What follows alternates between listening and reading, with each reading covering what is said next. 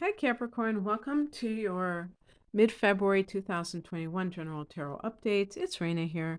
I was trying to, position my phone so that it would capture more of the cards, and I, I disconnected, and I had to start over again.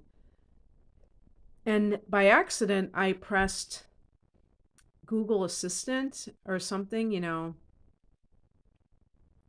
I do not use that, and it said listening, and I thought, gosh, that is so freaking creepy. Somebody is listening to me. I don't want people listening to me. So I just turned that off. I would like to just get rid of it, but you can't. So, anyway, here is your reading. There was a new moon in your financial sector, the second house of earned income, yesterday, which for me was February 11th. Today is the Chinese New Year. Happy New Year. And anyway, there might be some new beginnings with money coming your way. It's a very crowded house you have going on in that second house. So hopefully you're experiencing financial boost in some way.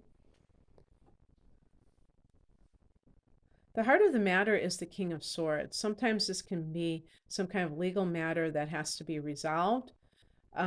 This could be a boss who is inscrutable. You can't figure out how they feel about you. A person who you're dealing with, like romantically, who is not very emotional. And so we're talking about a Aquarius or a Gemini or a Libra. Usually, I would say somebody like an Aquarius in particular, because they're very aloof. I don't know, there seems to be a stoic quality about this type of person. And not to say that the average Capricorn is just like a warm and fuzzy. You might be similar, but you don't want somebody like you. You want somebody to kind of compliment you. I mean, compliment with an E, not an I.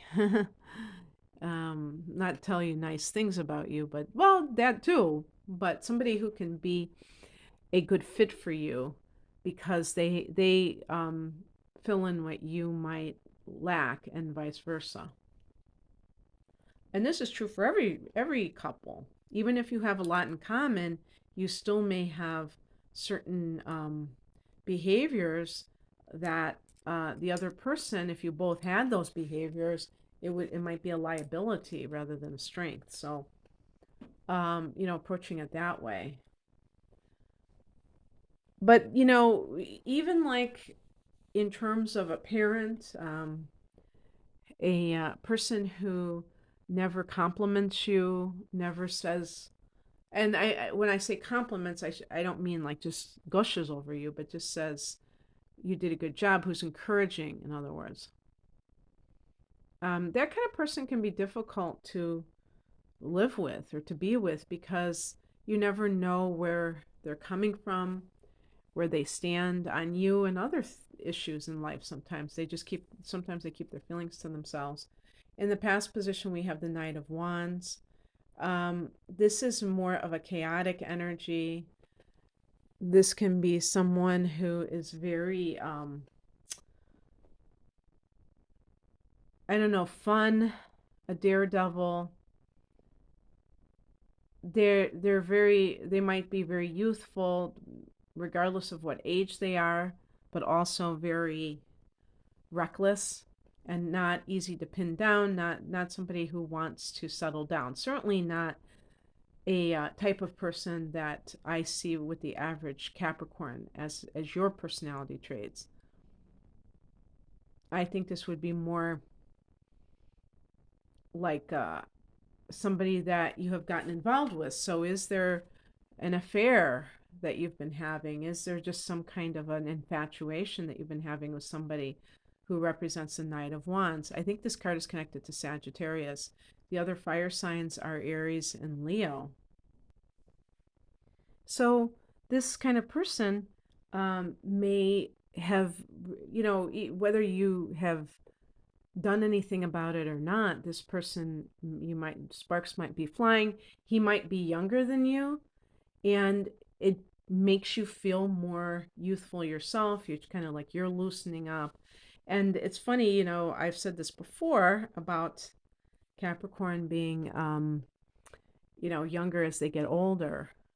So you might be the kind of person who was attracted to the King of Swords 5 or 10, 15, 20 years ago, but now you feel like you want to um, have more fun in life. And perhaps this other person is very like in their head, they're not very, um, into, they're not very down to earth, or they're not into fun things like the fire energy might be, that's more, feels more vital and things like that. Um, and also too, I mean, if this is career related, you might be feeling that you want to kind of be more, um, have more freedom. And the higher message is the Ace of Pentacles. Perhaps this is a period of time when you're meant to go into a new way of making money, for instance.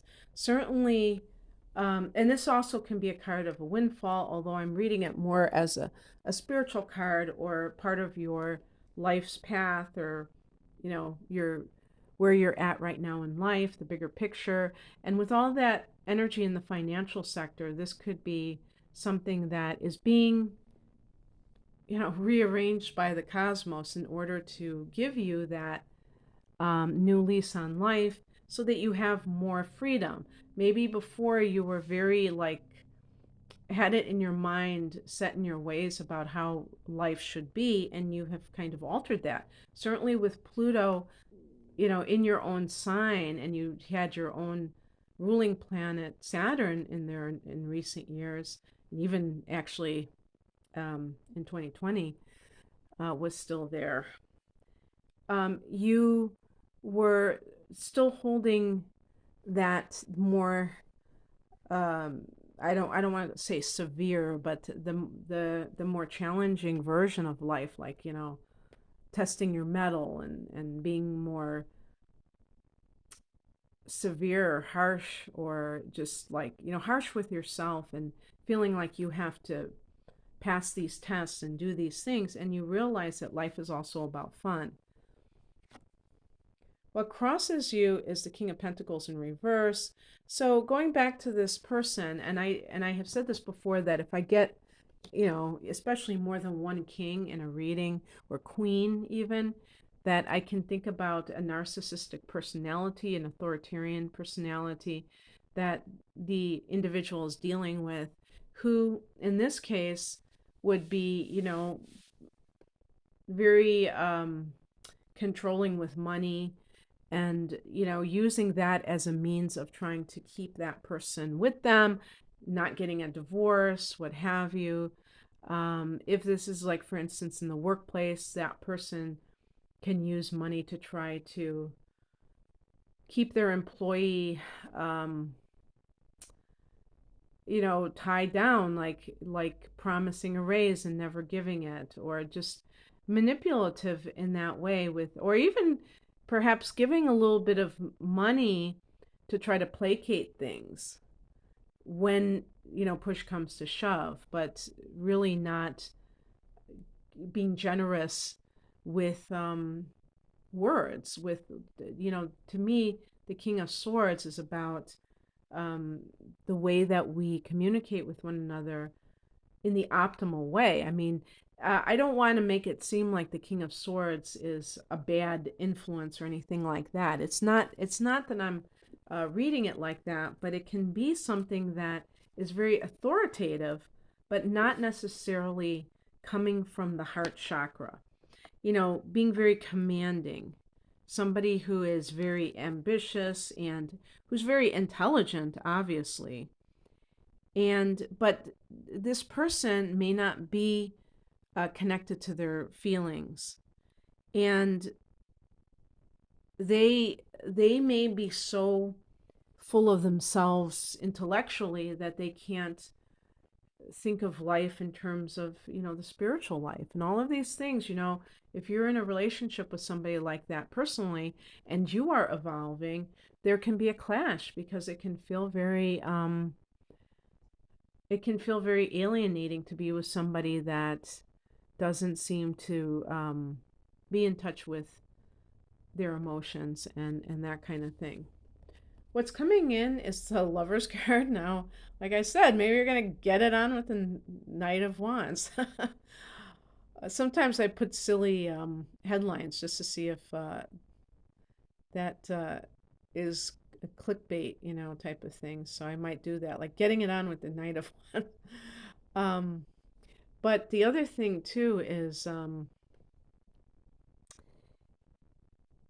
in talking about what this card represents, is it can be becoming intimate with somebody, which can mean, you know, obviously they show that physical type of thing, but really ultimately it's emotionally, like really laying your cards on the table, pardon the pun, um, whether it's with the current person that you're with or with somebody that you have an infatuation for. The Lover's card, though, can be a choice. It's connected to Gemini. Interestingly, that King of Swords, maybe that's a Gemini. And the outcome is the Hierophant, which is tradition, marriage, the church. So if you have this temptation to stray from your marriage, I don't know that you will. You may currently stay within that traditional structure.